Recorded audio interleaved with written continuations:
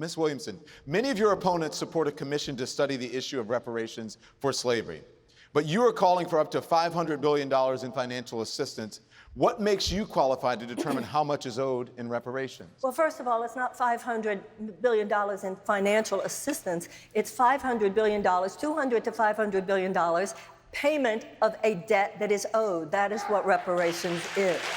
We need some deep truth-telling when it comes. We don't need another commission to look at evidence. I appreciate what Congressman O'Rourke has said. It is time for us to simply realize that this country will not heal.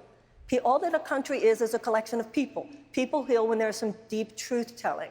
We need to recognize that when it comes to the economic gap between blacks and whites in America, it does come from a great injustice that has never been dealt with. That great injustice has had to do with the fact that there was 250 years of slavery, followed by another 100 years of domestic terrorism. What makes me qualified to say $200 to $500 billion? I'll tell you what makes me qualified. If you did the math of the 40 acres and a mule, given that there was 4 to 5 million slaves at the end of the Civil War, there were 4 to 5, and they were all promised 40 acres and a mule for every family of 4. If you did the math today, it would be trillions of dollars.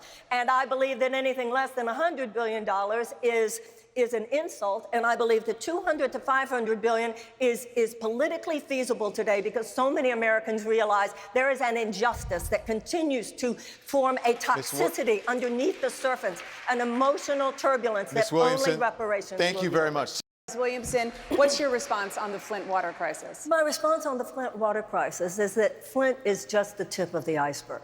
I was recently in Denmark, South Carolina, where there is a lot of talk about it being the next Flint.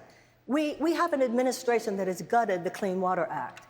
We have communities, particularly communities of color and disadvantaged communities all over this country, who are suffering from environmental injustice. I assure you, I lived in Grosse Pointe. What happened in Flint would not have happened in Grosse Pointe. This is part of the dark underbelly of American society. The racism, the bigotry, and the entire conversation that we're having here tonight, if you think any of this wonkiness is going to deal with this dark psychic force of the collectivized hatred that this president is bringing up in this country, then I'm afraid that the Democrats are going to see some very dark days. We need to say it like it is. It's bigger than Flint. It's all over this country. It's particularly people of color. It's particularly people who do not have the money to fight back. And if the Democrats don't start saying it, then why would those people feel that they're there for us? And if those people don't feel it, they won't vote for us, and Donald Trump will win. Thank you very much, Ms. Williamson.